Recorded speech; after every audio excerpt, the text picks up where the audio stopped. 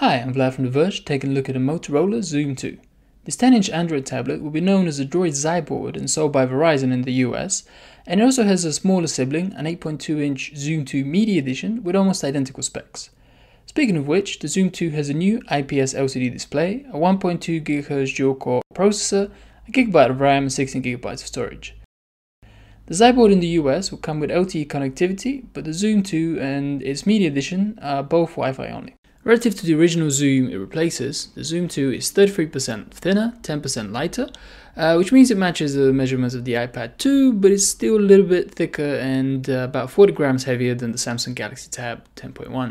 The curved corners of the Xoom have been replaced by a more angular, trimmed down look, which is distinctive but doesn't really improve the ergonomics of the tablet. Build quality is great, however. I couldn't get it to creak or flex at all. The aluminum back feels strong and the rubberized sides will protect from bumps. I do have to take issue with the placement of the power button.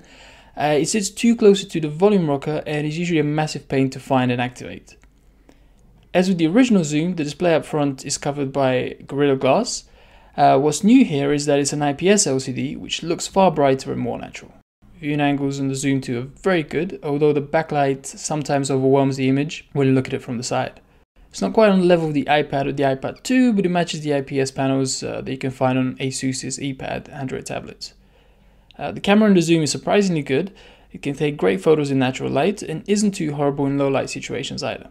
As tablet cameras go, this is one of the best I've seen yet. Video recording is also good. The Xoom 2 does it at 30 frames a second and 720p resolution and usually produces nice and clear results. The real Achilles heel for this tablet, as with most Honeycomb tablets, is actually in software. Although its responsiveness on the home screen is improved from the Xoom, I found a lot of lag and stutter in some of the core apps, things like Gmail, the official Twitter client and the browser. Animations on the Xoom 2 aren't anywhere near as fluid as they should be, and scrolling and transitions rarely look fluid. That's a letdown when you consider how much processing power is at the Xoom 2's disposal.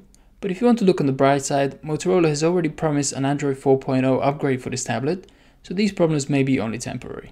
One very good thing about the Xoom 2 software is Multicast. This app syncs up to your PC and lets you remotely browse and sideload files onto the tablet. You can stream video or music over the internet, or you can opt to download those files.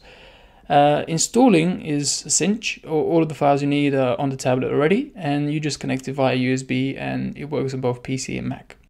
As Motorola's second attempt at building a Honeycomb tablet, the Xoom 2 is a vast upgrade over its predecessor.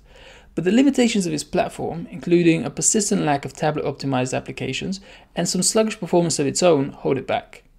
The iPad 2 remains the best choice on the tablet market today, but if you have to have an Android tablet, I'd recommend Samsung's Galaxy Tab 10.1 ahead of the Xoom 2.